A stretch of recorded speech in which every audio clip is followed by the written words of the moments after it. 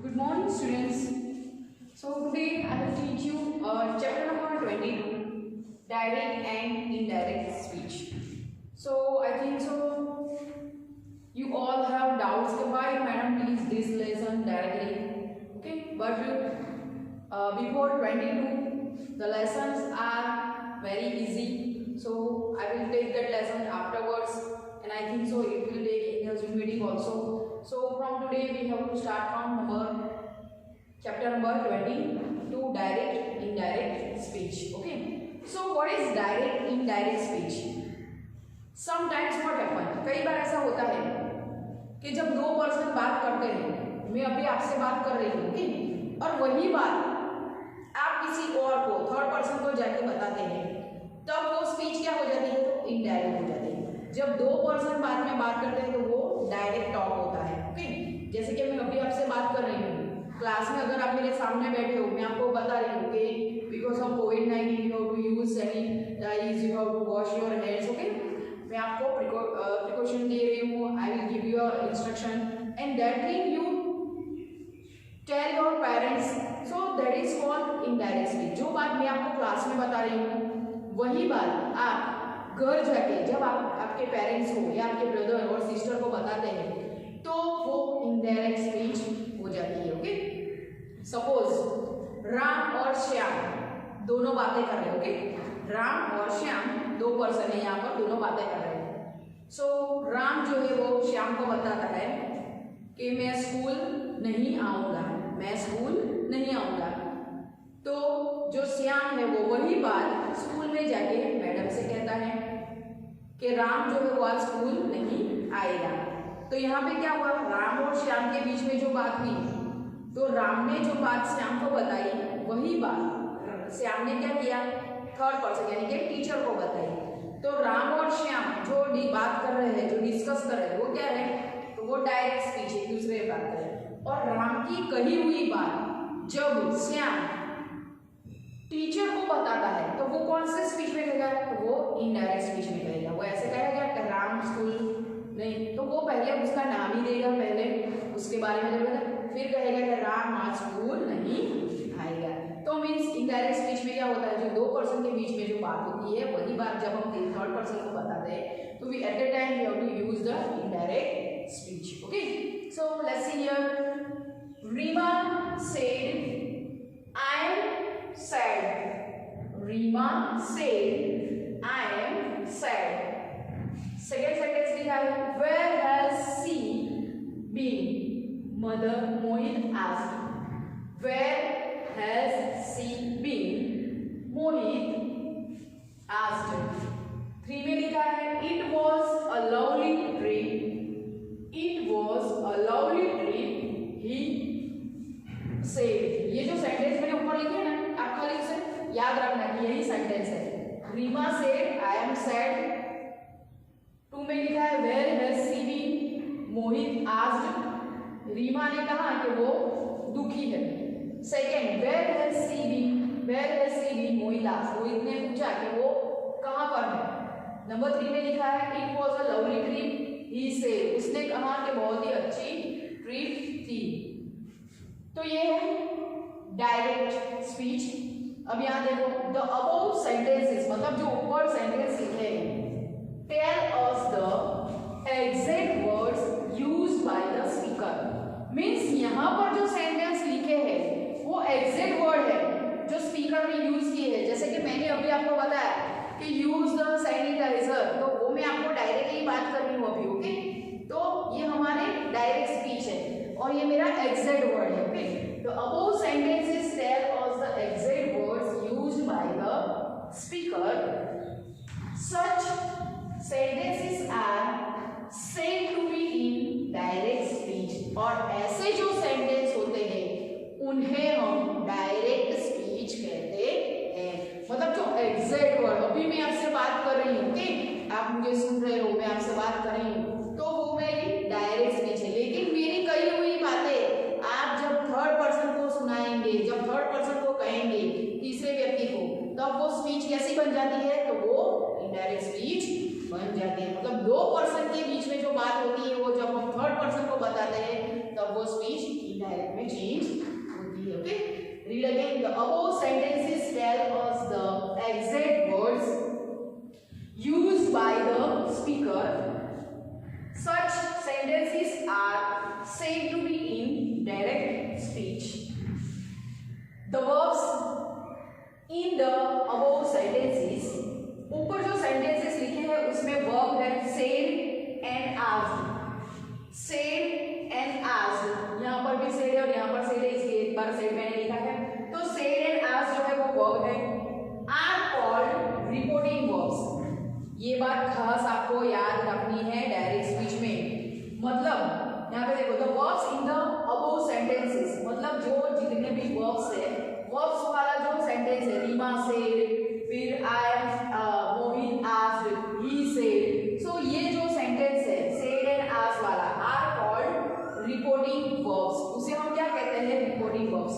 तो यहाँ तीनों sentence में reporting verb कौन सा है हमारा? so यहाँ पर reporting verb है रीमा said, यहाँ पर है मोहित asked, यहाँ पर है he said. so they are called reporting verb.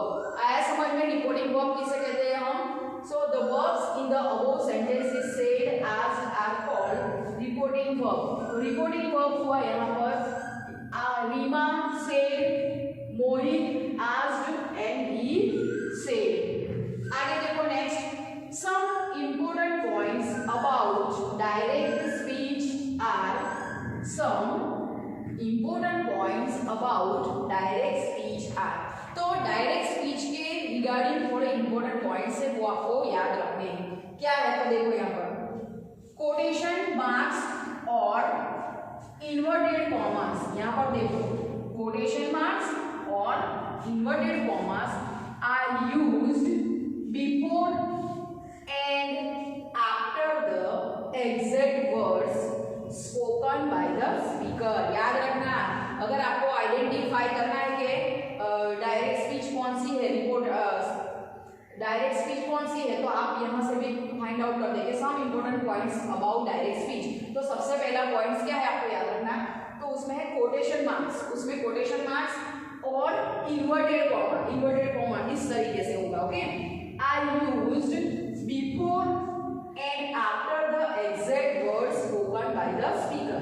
तो यहाँ पर देखो आपको इन्वर्टेड कॉमा दिखाई देता है, तो ये जो क्या है रिपोर्टेड स्पीच है, जो हम उसने जो पर्सन है उसने स्पीक की है, it was a lovely trip, तो ये इन्वर्टेड कॉमा में है. यहाँ पर देखो where has she been, inverted comma में है कि नहीं. फिर यहाँ पर देखो आई एम सैड, तो वो भी इन्वर्टेड कॉमा में है, ओके. सो जो रिपोर्टेड स्पीच है वो इन्वर्टेड कॉमा में लिखी जाती है, ओके. सो उससे हमें पता चलता है कि ये जो सेंटेंस है वो डायरेक्ट स्पीच का है. Second thing, the first word within the quotation marks begin with a capital letter. yes, और जो first word होता है जो quotation mark वाला वो कैपिटल लेटर से स्टार्ट होता है. यहाँ पर W कैपिटल है, यहाँ पर I कैपिटल है, यहाँ पर भी I कैपिटल है, ओके. सो जो फर्स्ट लेटर होता है quotation mark वाला वो कैपिटल होता है. तो हमें दो ट्रिक तो मिल गई डायरेक्ट स्पीच आइडेंटिफाई करने की. फर्स्ट क्या है, quotation marks और inverted commas are used before and after exact words spoken by the speaker. मतलब after the words और before the words भी वो आ सकता है. यहाँ पर देखो आगे reported speech है वो यहाँ पर पीछे है, okay. so it is not the exactly place, after या before वो भी आ सकती है. और जो फर्स्ट लेटर होगा वो उसका कैपिटल लेटर से स्टार्ट होगा. Secondly, a comma is used after the reporting verb to separate it from the rest of the sentence. yes, सही बात है, खास याद रखना. a comma is used, comma used होता है after the reporting verb. कब? तो reporting verb के बाद comma used होता है to separate it from the rest of the sentence. so separate करते हैं rest of the sentence. यहाँ पर देखो comma used हुआ है, यहाँ पर भी comma used हुआ है, देखो यहाँ पर क्वेश्चन मार्क इसलिए नहीं है, सो वहां पर भी यूज हुआ है, ओके. सो 3 पॉइंट्स जो यहाँ पर दिए थे वो आपको खास याद रखने हैं, ओके. अगर आपने वो याद रख लिया तो आपके लिए बहुत ही आसानी होगी याद रखने में. So let's revise once again this 3 points. First, some important points about direct speech are, first one है quotation inverted commas are used before and after the exact words spoken by the speaker.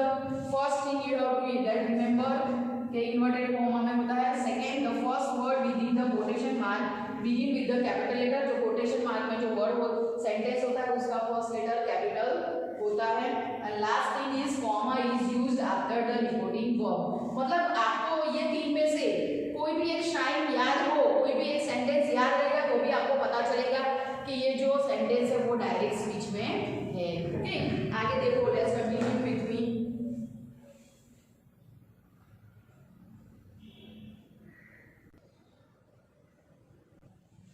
Now look at here. Read the following sentences. Now once again you have to read these sentences. Rima said that she was sad. Rima said that she was sad. अगर यहाँ पर देखो, अभी ये जो sentence है वो indirect speech में चेंज हो गए हैं. वहां पर क्या था, रिपोर्ट इनडायरेक्ट स्पीच में था, अब सेंटेंस चेंज हो गया है. So Reema said that she was sad. तो यहाँ पर देखो चेंज क्या हुआ है, सेड के बाद यहाँ पर दैट यूज हुआ है और यहाँ पर वाज मतलब प्रेजेंट का पास्ट फॉर्म यहाँ पर यूज हुआ है. She was sad. सेकेंड है Mohit asked where she had been. तो यहाँ पर मोहित आस्क्ड, मोहित आस्क्ड आगे ले लिया है. फिर यहाँ पर वेयर शी हैड बीन, यहाँ पर हैड जो है वो चेंज करके यहाँ पर उन्हें हैड लिखा है. थर्ड में लिखा है he said that it had been a lovely trip. तो यहाँ पर जिसके नीचे मैंने अंडरलाइन किए हैं उतने पार्ट जो है वो चेंज किए हुए हैं. मींस जब हम डायरेक्ट से इनडायरेक्ट में चेंज करते हैं so some changes are there and some rules are for the changing also. So I will show you afterwards. मैं इसके बाद आपको वो बताऊंगी. So यहाँ पर देखो, the above sentences tell us what the speaker said but the exact words are not given. Yes, यही चीज ना आपको सीखनी है. The above sentences tell us what the speaker said. ऊपर जो सेंटेंस लिखे हैं वो सेंटेंसेस जो वो है जो स्पीकर से, but exact words are not given. मतलब मैं और जो आप बात कर रहे हो वो same to same exact word आप आपके पेरेंट्स को या ब्रदर सिस्टर को नहीं बताएंगे. उसमें थोड़ा चेंजेस तो होगा, माइनर चेंजेस तो होगा ही.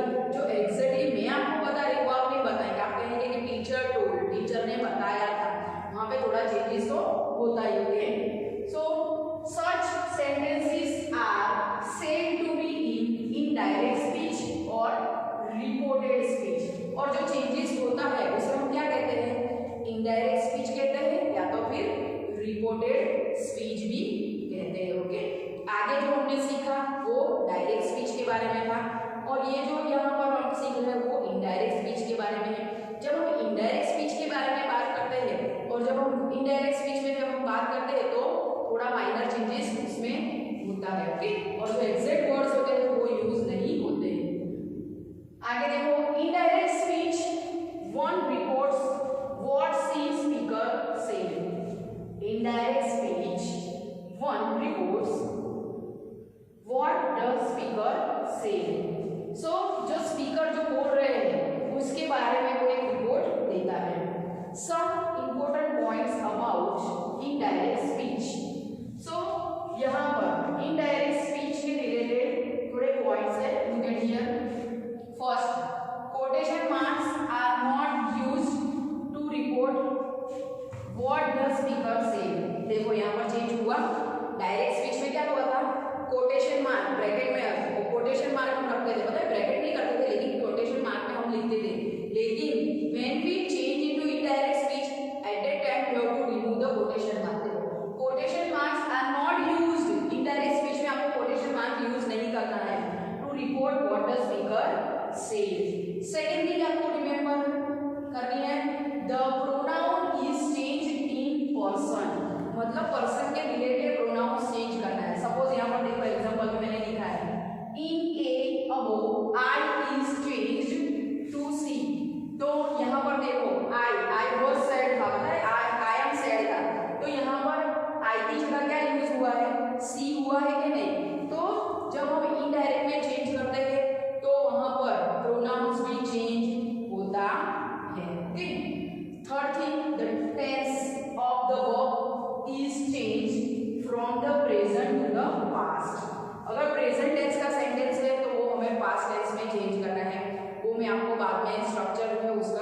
समझाऊंगी।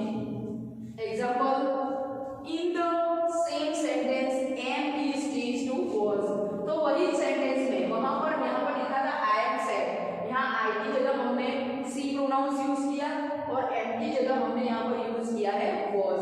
सो इनडायरेक्ट चीज में, इनडायरेक्ट स्पीच में जब हम चेंज करते हैं तो ये सारी बातें आपको खास याद रखनी है कि कैसे चेंज करना है, क्या क्या चीज चेंज होती है। फर्स्ट तो इन्वर्टेड कॉमा निकल जाएगा, फिर प्रोनाउन चेंज होता है और प्रेजेंट टेंस का सेंटेंस हो तो आपको पास्ट टेंस में वहां पर पास्ट वर्ब यूज करना है। ओके, आगे देखो next, the reported speech is proceed by that, और थर्ड चीज ये याद रखनी है कि रिपोर्टेड जो चीज है वो दैट से प्रोसीड होती है। रीमा से दैट, रीमा ने कहा था तो दैट हमने यूज किया, Reema said that she was sad. Next, comma is not placed after the verb said, और यहाँ पर कॉमा भी जो है वो भी निकल जाएगा। तो आपको इनडायरेक्ट स्पीच जब आप चेंज करते हैं तो क्या क्या ध्यान रखना है। तो first, quotation marks are not used to record what the speaker said, यहाँ पर कोटेशन मार्क आपका जो है वो रिमूव हो जाएगा। Second, the pronoun is change in person, person के मुताबिक वहाँ पर प्रोनाउंस भी आपका चेंज होता है। And third thing, the tense of the verb is change from the present to the past, मतलब जिस प्रकार का सेंटेंस हो उसके अलग हमें प्रेजेंट हो तो पास्ट करना है, पास्ट हो तो पास्ट परफेक्ट करना है, मतलब इस तरीके से हमें चेंज करना है। And last thing, the reported speech is proceed by the that, और जो रिपोर्टेड स्पीच होती है वो दैट से प्रोसीड होती है। Okay, now I will show you the chart of how to change the sentences in to present to past, past to perfect. Okay, so write down the structure of this speech. Let's continue with you.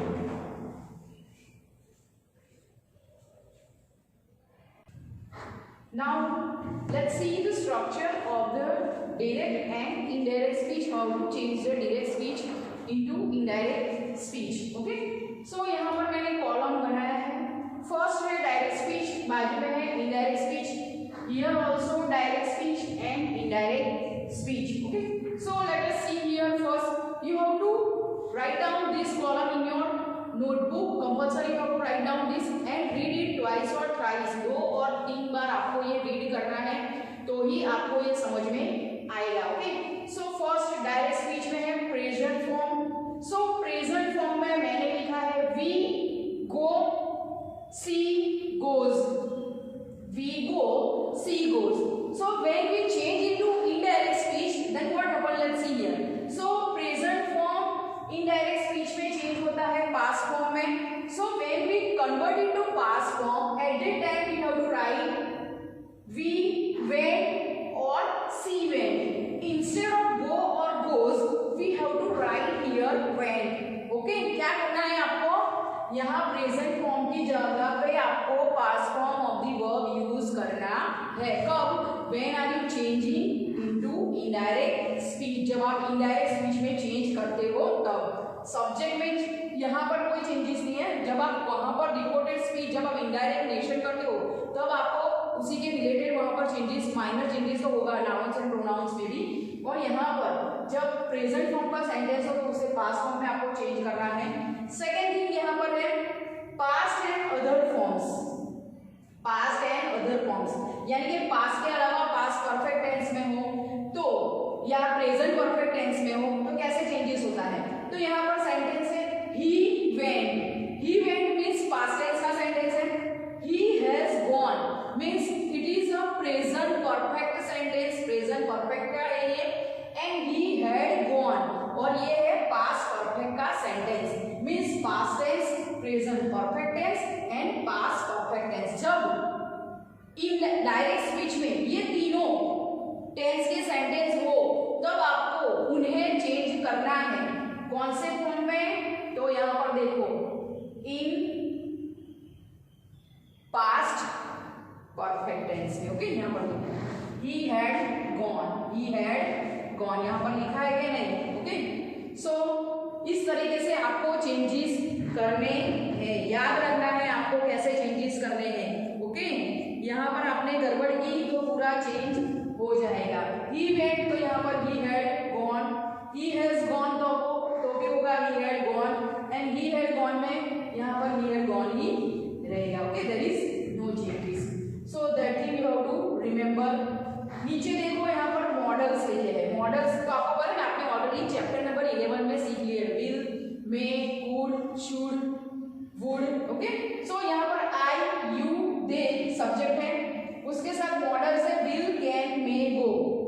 तो जब आप indirect speech में ये उनका use करते हो तो कैसे चेंजेस होता है। सो मॉडल्स इन पास्ट, पास्ट में कैसे यूज होंगे, तो आई, यू, दे, तो यहाँ पर विल का हो जाएगा वुड, कैन का हो जाएगा कुड, और मे, गो का होगा माइट, गो। आया, can convert into could, will convert into would, may go convert into might go. Okay, so certain changes here you can see here. Okay, and you have to remember it also. Now let's see here second column, direct speech and indirect speech.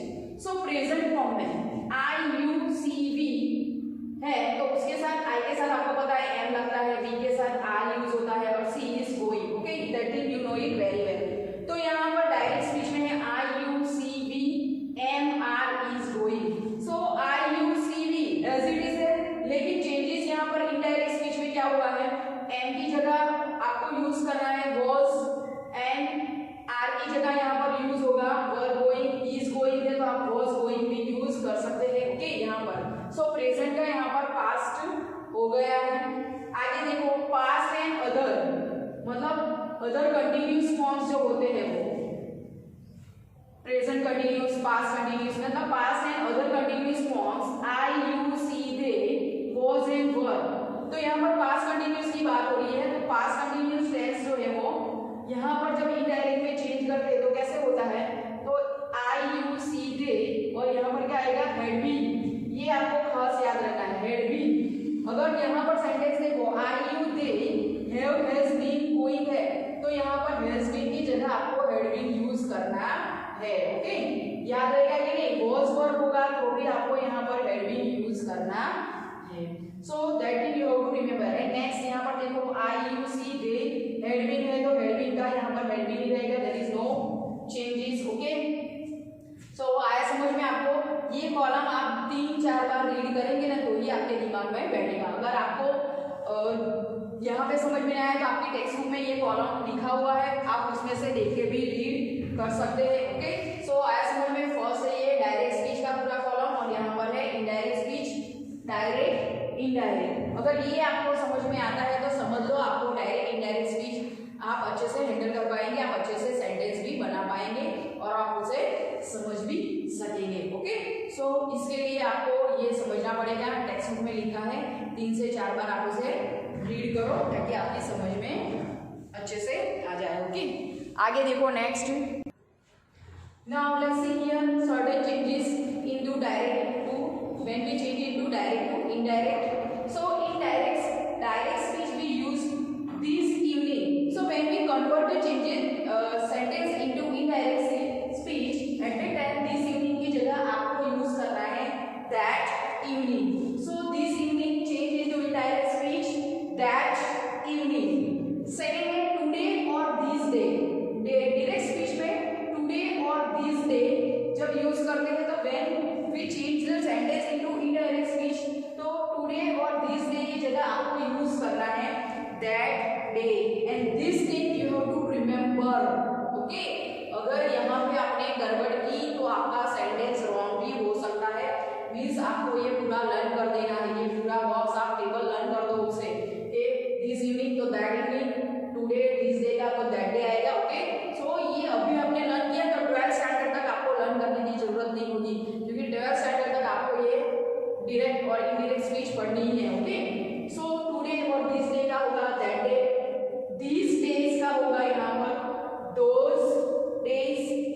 Now direct speech में जब हम now use करते हैं तो when we change into indirect speech at the time you have to use then, THEN, then spelling खास याद रखना THEN, then. Second a week ago, तो a week before, a week ago का होगा a week before. Last month, sorry last month, so last month का होगा यहाँ पर द मंथ बिफोर या the previous month, the month before या the previous month।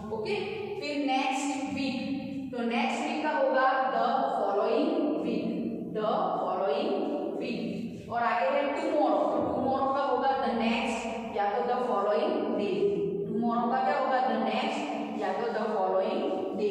Here, तो हियर के लिए आपको यूज करना है इनडायरेक्ट में देयर।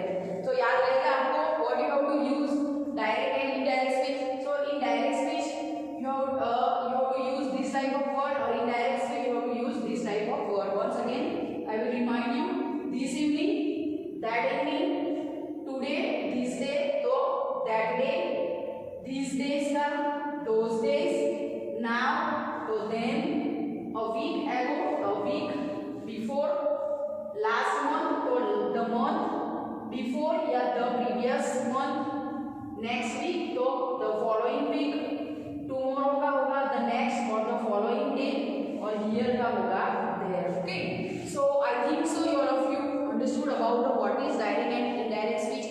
आज तो मैंने आपको खाली बेसिक जो रूल्स है वही बताया है कि डायरेक्ट स्पीच और इनडायरेक्ट स्पीच क्या होती है, उसका स्ट्रक्चर क्या है। ओके, उसके लिए कौन से रूल्स होते हैं, कौन से सर्टेन चेंजेस करने होते हैं, that thing you know it very well.